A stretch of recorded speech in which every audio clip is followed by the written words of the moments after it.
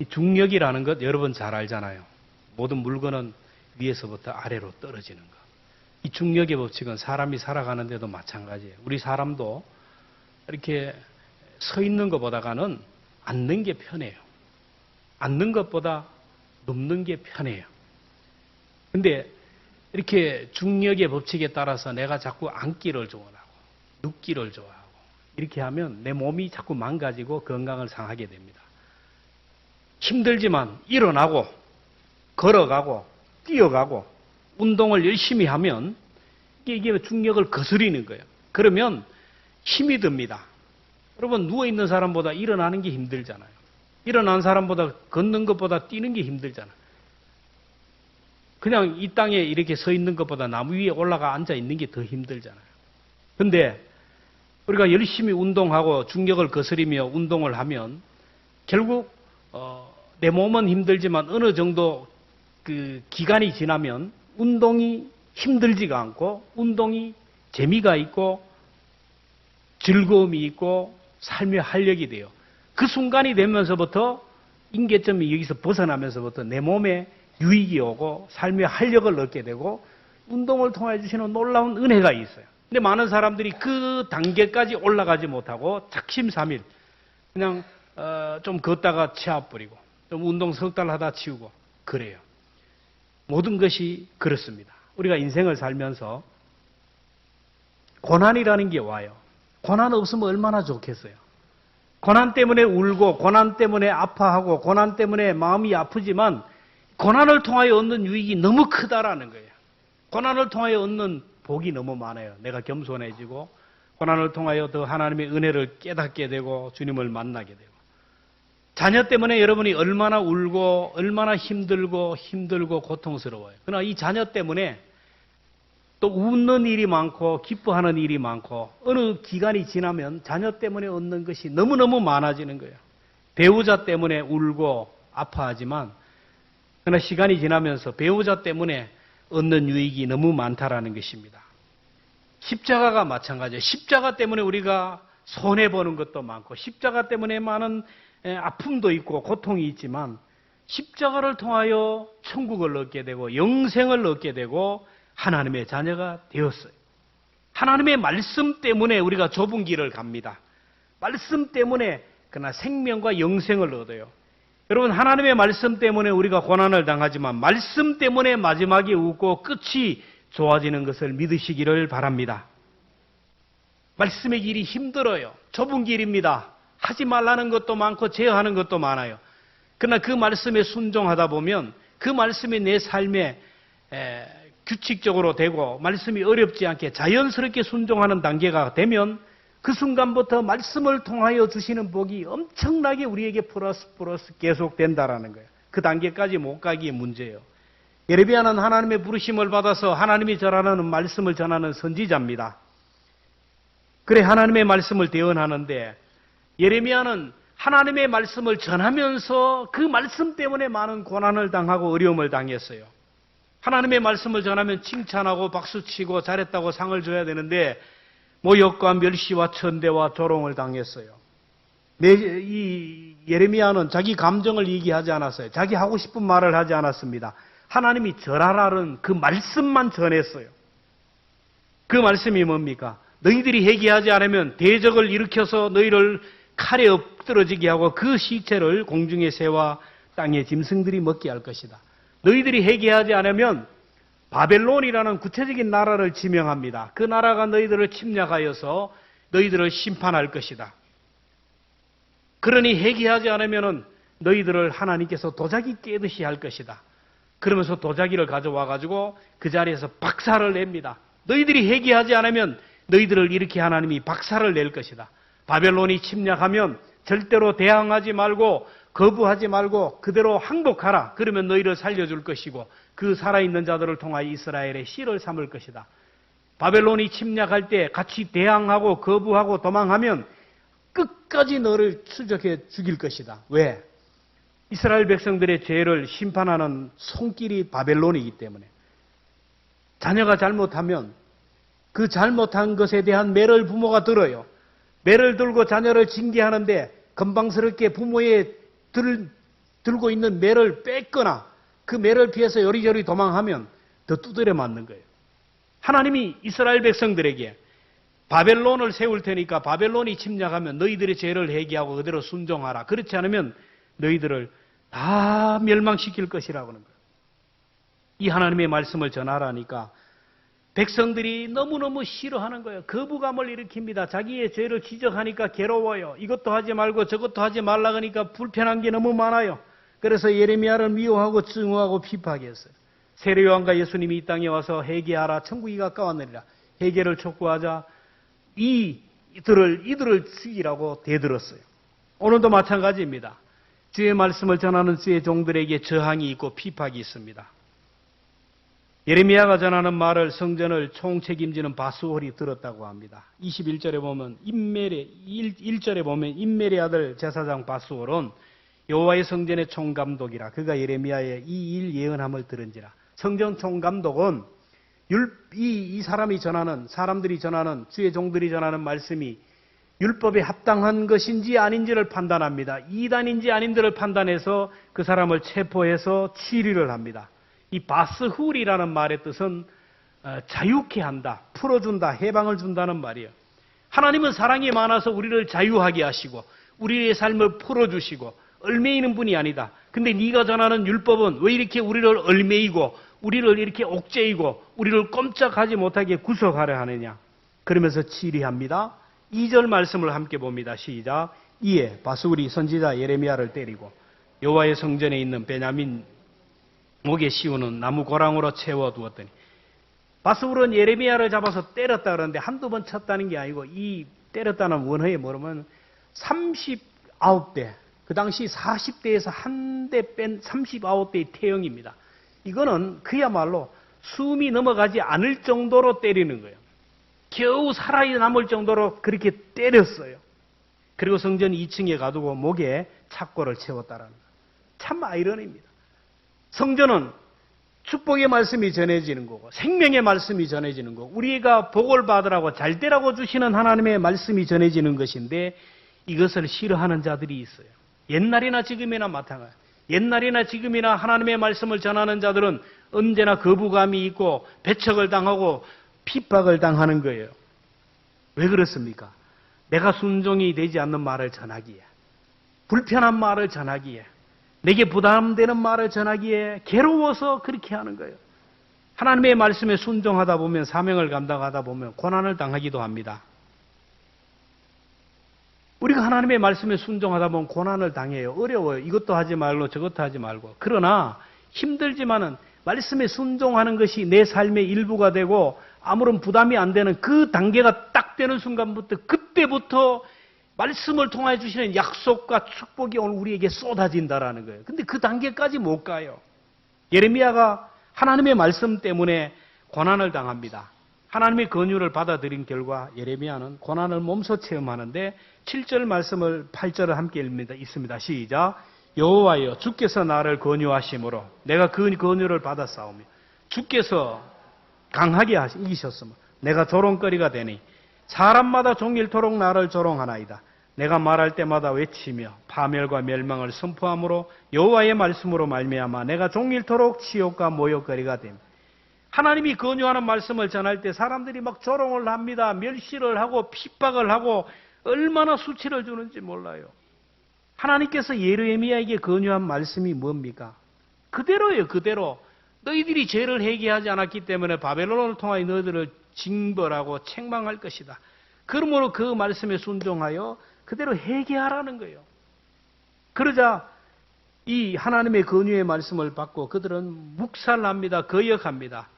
예레미야는 백성들의 미움을 받아서 죽을 뻔하는 거예요. 하나님의 말씀에 순종했는데 오는 것은 핍박이고 고난이고 환난이었어요. 그런데 예레미야의 끝이 어떻게 되었습니까? 하나님의 권유의 말씀을 끝까지 믿고 순종했더니 마지막이 좋아졌더라. 13절 말씀을 함께 봅니다. 여호와께 노래하라. 너희는 여호와를 찬양하라. 가난한 자의 생명을 행악자의 손에서 구원하였음이라. 할렐루야. 하나님의 말씀에 순종해서 죽으면 죽으리라는 각오로 말씀에 순종해 갔더니 하나님께서 생명을 행악자의 손에서 구원해 주셨다. 결국 예레미야를 고난의 자리에서 끌어주시고 구원해 주시고 마지막에 웃게 하시고 끝이 좋게 하셨다라는 거예요. 그런데 죄를 지적하고 해결을 촉구하는 말씀이 거북스럽다고 불편하다고 거부했던 바스홀이라는 사람과 그 바스홀의 시야에 있는 수많은 백성들이 어떻게 되었습니까? 오늘 3절을 함께 읽습니다. 시작. 다음 날 바스홀이 예레미야를 목에 씌우는 나무 고랑에서 풀어주매 예레미야가 그에게 이르되 여호와께서 내 이름을 바스홀이라 아니하고 마골 사미레나 하니라. 바스홀은 이제 예레미야를 죽지 않을 정도로 때리고 성전에 가두어 놨어요. 하루를 가두어. 이 정도면은 다시는 나가서 쓸데없는 말을 하지 않겠지. 그래서 하루 후에 이 예레미야를 석방해 줍니다. 석방할 때 예레미야가 하나님의 말씀을 또 전합니다. 하나님이 내 이름을 바스홀이라 하지 아니하고 마골 미사빔이라 하신다. 바스홀의 이름을 바꿔줘서. 이 바스홀이라는 말은 풀어주다 이런 뜻인데 마골 미사빔이라는 것은 성경에 보면 거기 마골 미사임 옆에 1이라는 그게 있어요. 1을 따라 쭉 밑으로 내려가면 뭐라 그래요? 사방으로 두려움이에요. 너를 풀어준다. 너에게 자유한다. 이 축복의 이름을 바꾸어서 마골 미사빔이라. 사방으로 두려움이 되리라. 얼마나 불행한 일이에요. 그 말씀 4절입니다. 여호와께서 이와 같이 말씀하시되 보라 내가 너와 내 모든 친구에게 두려움이 되게 하리니 그들이 그들의 원수의 칼에 엎드려질 것이고 내 눈은 그들을 볼 것이며 내가 온 유다를 바벨론 왕의 손에 넘기리니 그가 그들을 사로잡아 바벨론으로 옮겨 칼로 죽이리라. 마골 미사밈. 그리고 하나님의 말씀을 거부했던 백성들에게 두려움과 공포의 대상들이 그들을 사로잡게 한다는 거예요. 여러분 하나님의 권유의 말씀이 지금 당장 고난이 오고 손해가 온다고 거부하면 여러분 우리 주변에 사방의 두려움 것들이 우리를 이렇게 두른다라는 거예요. 하나님의 말씀에 순종하지 못하고 내 마음대로 내 뜻대로 이렇게 말씀을 거부하면 여러분 우리 주변에 모든 것들이 두려움의 대상이 봐요. 자녀를 봐도 두렵고 걱정되는 일들이 있고 남편을 봐도 내 미래를 봐도 이리 봐도 저리 봐도 모두가 걱정거리 염려거리 불안한 요소들만 가득해요. 하나님께서 저와 여러분을 사랑하셔서 더 좋은 것을 주시기 위하여 점점 더 나은 복을 주시기 위하여 시마다 때마다 우리를 권유하시는 말씀이 있어요. 기록된 하나님의 말씀을 통하여 선포되는 설교 말씀을 통하여 하나님의 사람들을 통하여 권유하십니다. 그 권유를 받아들이고 순종하면 지금 당장 눈앞에 아픔이 있지만 고통이 있지만 끝까지 순종하면 반드시 웃게 되고 마지막 끝이 좋게 된다라는 거예요. 그러나 지금 당장 손해가 된다 그래서 이 말씀을 거부하면 우리 주변이 사방으로 우리를 두렵게 하는 요소들로 가득하게 된다라는 거예요. 끝이 좋지 않다라는 거예요. 오늘 성경에서 주께서 나를 권유하셨다 했는데 이 권유라는 말은 히브리어로 파다라는 말로서 유혹하다, 속이다, 설득하다라는 말이에요. 하나님이 말씀을 통하여 우리를 유혹하고 설득할 때 여러분 넘어가는 사람이 위대한 사람이고 믿음의 사람인 줄로 믿습니다. 우리 주변에 보면 그래요. 여행을 하든지 아니면은 뭐 옵션, 이렇게 쇼핑을 하든지 아니면 우리 주변에 할머니들이 기가 얇죠. 할머니들을 이제 정심 제공한다. 그래서 버스를 대절해서 오늘 하루 관광시켜주고 정심 대접한다. 그래요. 그래서 가면 이 할머니들을 어디로 데려가냐면은 어디 쇼핑센터로 들어갑니다. 그러면 쫙 들어가면 아주 상품을 쫙 해놓고 약장사가 와서 선전을 하는데 얼마나 잘하는지 몰라요. 그러면 쌈짓돈 주머니에서 나오는데 막 수백만 원짜리 막 물건을 막 사는 거예요. 여러분, 그렇게 유혹하고 설득하면 다 넘어가요. 근데 교회에서는 주의 종이 목사가 그렇게 땀을 흘리면서 그렇게 해도 절대로 안 속아 넘어간다. 정신을 차려야 된다. 정신을 차려야 된다. 정신을 차려야 된다. 여러분, 하나님의 말씀에 정신을 차리는 사람은 천국 못 가요. 어린 나이와 같이 되지 아니하면 천국에 가지 못할 것이다. 여러분, 하나님의 말씀을 여러분 이렇게 유혹을 하고 이렇게 설득을 하고 할 때 여러분 의리하게 넘어가는 사람이 복이 있는 줄로 믿습니다. 너무 똑똑하고요. 너무 계산을 하고요. 너무 이게 머리를 굴리면 천국 못 갑니다. 세상에는 그렇게 잘 넘어가면서 하나님의 말씀 앞에서는 그렇게 정신을 차리고 그렇게 똑똑하게 해서는 안 돼요. 여러분, 말씀이 우리를 속이는 것 같아요. 보면 저거 나를 속이는 것 같다. 아, 나를 골탕 먹이기 위해 주시는 말씀 같다. 그래요. 그러나 그 말씀에 순종하면 처음보다 끝이 점점 더 좋아질 줄로 믿습니다. 여러분, 말씀에 토를 달면 안 돼요. 하나님의 말씀에 토를 달고 말씀에 자꾸 거부감을 일으키면 이게 안 된다라는 거예요. 심판은 여러분 다른 게 없습니다. 오늘 여기에서 말씀이 믿어지지 않는 거예요. 이게 바로 심판입니다. 죽으면 내가 천국 가고 지옥 가고 그때 결정되는 게 아니에요. 오늘 여기에서 내가 믿어져요. 예수님이 나를 위하여 죽으셨다라는 거. 오늘 하나님이 나를 사랑하셔서 말씀을 주셨다라는 것이 믿어지는 사람은 언제 내가 내 생명이 끝난다 할지라도 그 믿음으로 하나님 앞에 서게 된다라는 거예요. 하나님의 말씀이 순종이 안 되지만은 이해가 되지 않지만 그 말씀을 그저 믿음으로 받아들여 순종하면 하나님이 끝을 좋게 하신다는 것. 하나님의 말씀, 하나님의 권유의 말씀을 믿으시기를 주의 이름으로 축원합니다. 예레미야는 신앙 양심 때문에 괴로웠지만 이 신앙 양심 때문에 끝이 좋아졌어요. 예레미야가 하나님의 말씀을 전하자 사람들이 막 떼를 지어서 돌을 들고 달려들었어요. 온갖 저주와 욕을 퍼붓고 조롱을 했어요. 죽을 고비를 얼마나 당했는지 뭐야. 그럴 때 예레미야가 생각해서 이게 뭡니까? 내가 뭐 전하고 싶어 전했습니까? 하나님 불러서 전했고 전하는 대로 전했는데 이렇게 하나님의 말씀을 전하면 박수를 치고 인정하고 칭찬하고 상급을 주지 못할 망정 이렇게 피박을 당합니까? 왜 이렇게 내가 멸시를 당하고 모욕을 당하고 내가 왜 이렇게 내 밥 먹으면서 내가 무슨 죄를 지었다고 사람들에게 이렇게 미움을 먹고 관세를 당해야 됩니까? 다시는 나는 안 하겠습니다. 다른 사람 찾아보십시오. 내가 다시는 하나님의 말씀을 전하지 않겠습니다. 하고 눌러 앉았어요. 그랬더니 어떻게 됐다고 합니까? 9절 말씀 시작. 내가 다시는 여호와를 선포하지 아니하며 그의 이름으로 말하지 아니하리라 하면 나의 마음이 불붙는 것 같아서 골수에 사무치니 답답하여 견딜 수 없나요? 말씀을 전하지 않기 위해서 침묵하고 앉아 있으니까 막 예레미야 속에 막 중심에 불이 붙어서 답답하여 견딜 수가 없어요. 신앙 양심 때문에 답답하여 견딜 수가 없어서 나가서 다시 말씀을 전했다라는 거예요. 예레미야에게 임한 그 불이 그로 하여금 다시 일어나고 다시 사명의 자리로 가게 했다라는 거예요. 결국 그 불이 예레미야를 구원의 자리로 영원한 영광의 자리로 인도했어요. 하나님이 주신 불을 세상 사람들은 열정이라고 합니다. 우리 교회에서는 신앙의 성령의 불이라고 하고 신앙 양심이라고 해요. 여러분에는 이러한 열정, 이러한 불이 있습니까? 교회 가지 않으면 내 속에서 중심에 불 붙는 것 같아서 견딜 수 없는 마음이 있습니까? 기도하지 않으면 답답하여 견딜 수 없는 마음, 성경을 읽지 않으면 답답하여 견딜 수 없는 이 마음이 있습니까? 신앙생활 제대로 하지 않고 말씀생활 제대로 하지 않고 그렇게 내가 살아가면 여러분 내 마음이 자꾸 답답한 이유 이래서 살면 안 되는데 뭔가 마음이 허무하고 뭔가 허전한 이 마음 여러분 그게 뭔지를 알아야 돼요. 알아야 돼요. 그게 뭐냐 하면은 내 신앙 양심이 지금 고동치고 있는 거예요. 기도하지 않으면 기도하지 않고 막 그래 살아가는데도 잠이 잘 오고요. 신앙생활 하지 않은데도 불구하고 그냥 밥맛이 좋고요. 내가 하나님의 말씀에 순종하지 않고 내 마음대로 살아감에도 불구하고 양심에 아무런 가책이 없다면 여러분 회개해야 됩니다. 영적으로 중한 병이 들어요. 여러분 중한 병 암이 깊이 든 사람은요 밥을 봐도 밥맛이 없어요. 아무런 욕구가 없어요.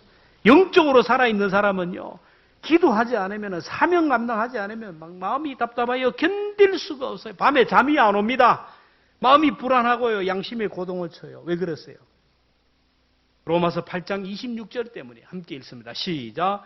이와 같이 성령도 우리의 연약함을 도우시고 우리는 마땅히 기도할 바를 알지 못하나 오직 성령이 말할 수 없는 탄식으로 우리를 위하여 친히 간구하시니라.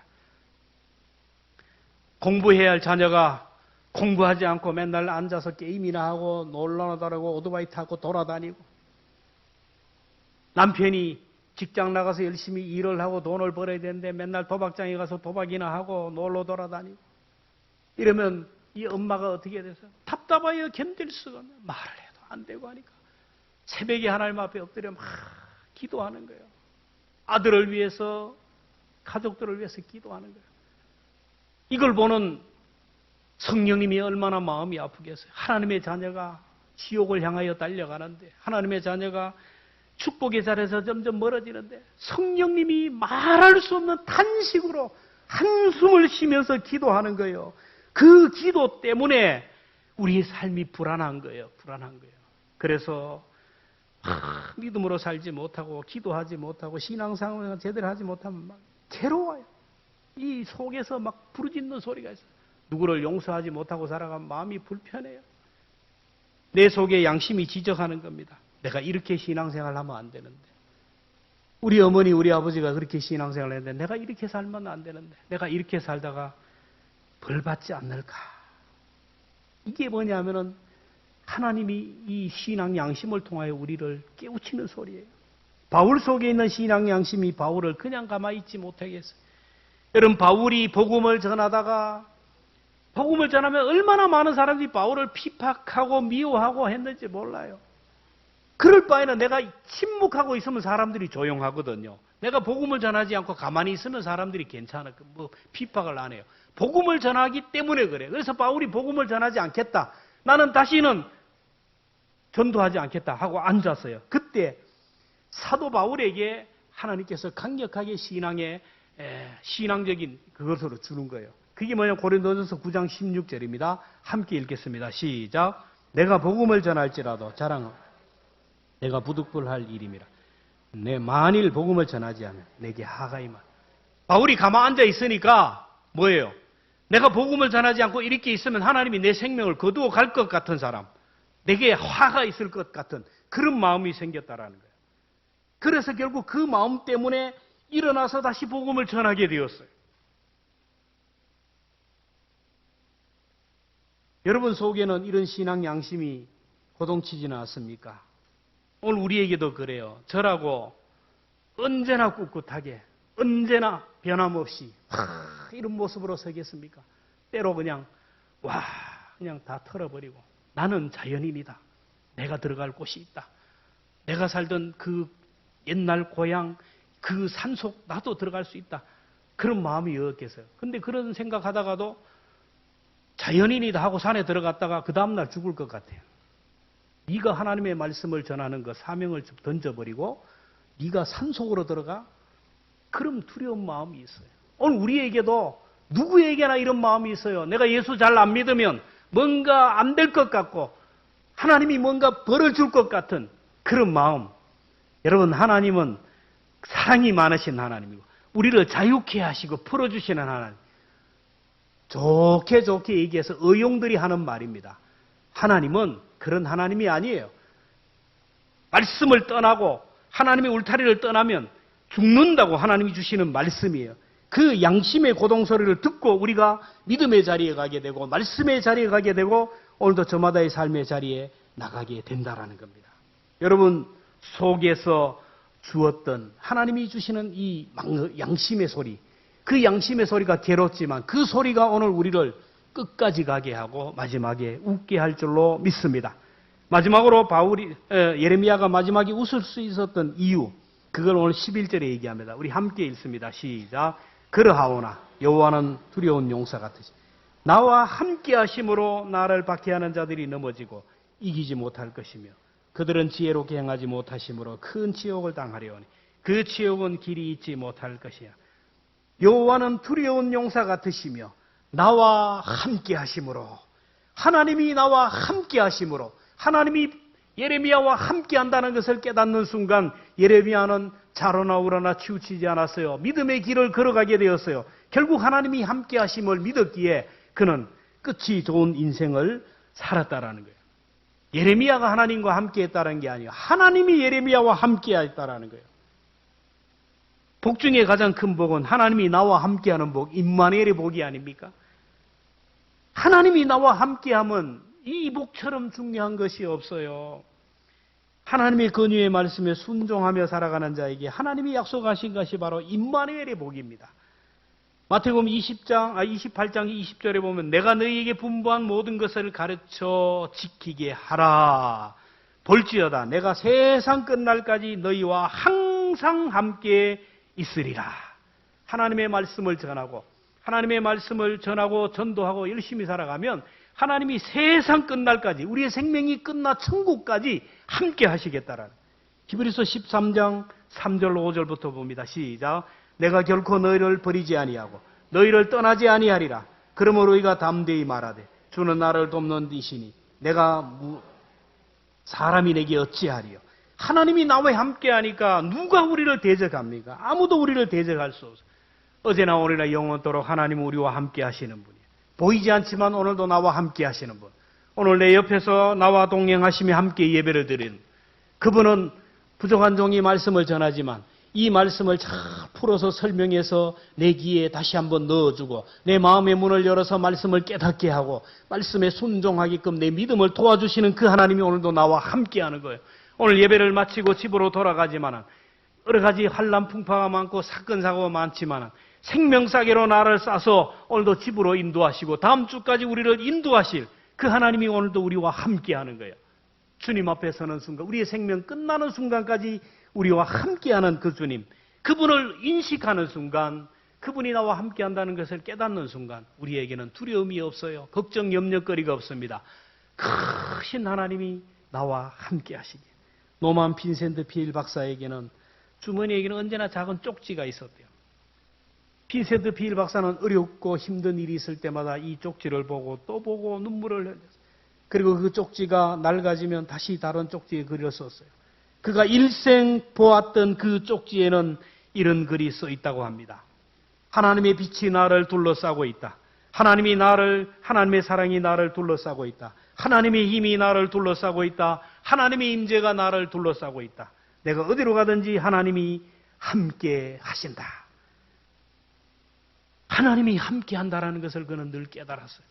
여러분, 하나님이 여러분과 함께하는 것 여러분 깨닫지 못합니까? 나와 함께하는 하나님, 내가 보이지 않는다고 해서 나를 떠난 분이 아니에요. 성령을 바람이라 는 거예요. 바람은 보이지 않아요. 보이지 않지만 바람은 있는 거예요. 하나님은 보이지 않지만 여전히 나와 함께하는 하나님. 그 나와 함께하는 하나님을 내가 인정하고 시인하고 그분과 동행하는 것이 바로 우리의 인생을 점점 더 좋아지는 인생으로 만들어간다는 거예요. 욥이 하나님과 함께하고 하나님이 욥과 함께할 때 그의 역사, 그의 인생에 이런 일들이 나죠. 내 시작은 미약하였으나 내 나중은 심히 창대하리라. 학계 2장 9절 함께 봅니다. 시작. 이전의 나중 영광이 이전보다 영군의 여호와의 말이며. 이사야 60장 21절 봅니다. 시작. 그들은 나의 심은 가지요 나의 손으로 만든 것으로서 나의 영광을 나타낼 것인즉 그 작은 자가 천을 이루겠고 그 약한 자가 강국을 이루리라. 여러분, 세계 역사 지도를 다 놓고 보세요. 세계 여러 나라를 한번 여행하면서 보면 그런 마음의 결론이 얻어요. 정말 내가 잘 살아야 되겠다.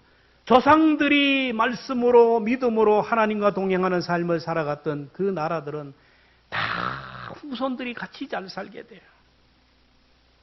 옛날 전조들이 잘 사니까 후대들이 복을 받아. 근데 믿음의 대가 끊어지고 하나님이 없는 사람들이 나라를 이끌어갈 때는 하나님의 영광이 떠나가는 것을 봐요. 끝이 좋은 나라들을 지금도 가만히 들어가 보면 태극기에 십자가가 들어가 있는 나라. 복음을 받아들이고 복음의 기치 아래서 살아간 나라들은 하나같이 선진국이에요. 영국, 뉴질랜드, 노르웨이, 스웨스. 여러분, 영국의 조상이 누군지 아십니까? 바이킹이에요, 바이킹. 산적들이 아닙니까? 애꾸눈을 해가지고 바다에 다니면서 입에 탈취하고 접에 탈취하고 못된 짓을 하는 바이킹. 이 바이킹들이 끊어날 생각합니다. 머리 좋은. 우리가 이렇게 맨날 남의 것을 훔치고 남의 것을 탈취하다가 이렇게 죽고 바이킹의 후예들을 보니까 맨날 그놈이 또 태어나면 똑같이 나쁜 짓을 하고 이래서는 안 되겠다. 우리 DNA는 도저히 가능성이 없다. 우리는 지옥 갈 수밖에 없고 멸망받을 수밖에 없는 DNA다. 그래서 바이킹들이 생각합니다. 영국의 믿음의 명문 가문에 있는 아가씨들을 납치해 왔어요. 못된 짓이죠. 영국의 믿음의 명문 가문에 있는 여인을 납치해서 결혼을 합니다. 아이를 낳아요. 그 여인들이 어떻게 생각하겠어요? 억장이 무너지잖아요. 그러나 이것도 하나님의 뜻으로 생각하고 그 아이를 하나님의 말씀으로 키워요. 믿음으로 양육합니다. 그 아이들이 자라서 그 후손들이 지금 영국이 되지 않았습니까? 우리나라도 어둠의 땅이었습니다. 복음이 들어오면서 십자가 복음이 들어오면서 문명이 떠나고 무지가 떠나고 질병이 떠나고 선진국이 돼요. 안동 땅도 마찬가지예요. 저 미국의 선교사들이 미국의 교회들이 이 땅을 복음화시키기 위하여 선교사를 보내고 경안학원을 세우고 성소병원을 세우고 얼마나 많은 사회복지 시설을 만들었어요. 그것 때문에 얼마나 이 땅이 잘 사는 나라가 되었습니까? 나라도 교회도 개인도 가정도 하나님이 함께 하시면 끝이 좋게 되지만 하나님의 영이 떠나면 하나님이 우리와 함께 하심에도 불구하고 하나님을 인정하지 않고 하나님을 거부하면 더 이상 소망이 없는 거예요. 여러분, 우리의 종착점이 어디입니까? 오늘 우리가 함께 찬송할 때인데 우리의 종착점은 천국에서 가는 거예요. 천국에. 천성에 들어가는 것이 우리의 최종적인 삶의 목적입니다. 오늘 우리가 살아가는 것 눈에 보이는 이 세상 한순간 지나가요. 여러분 10년 후에 이 자리에 앉아있지 않는 분들은 많을 거예요. 10년 전에 봤을 때 10년 전에 함께하던 분들 중에 많은 분들이 세상은 안개와 같아요. 우리가 살아야 될 것은 이 세상이 아니에요. 저 천국에서 영원히 사는 것이 삶의 최종적인 목적입니다. 그리고 그 하나님과 함께 우리가 이 땅에 살아가면서 하나님의 복을 누리며 살아가는 거예요. 오늘보다는 내일이, 내일보다는 내년이 점점 더 나아져야 되잖아요. 여러분, 제가 부임한 지도 아마 오래되지만은 점점 더 나아지는 가정이 있어요. 믿음이 점점 나아지고 사업도 점점 더 나아지고 그 가정에 명성도 점점 더 나아지는 가정이 있는가 하면 그때나 지금이나 늘 그 자리에 추락하는 가정이 있어요. 예수 믿는 사람, 주님이 함께하는 사람은 처음보다 점점 더 포도주가 나아져요. 점점 더 좋아져야 돼요.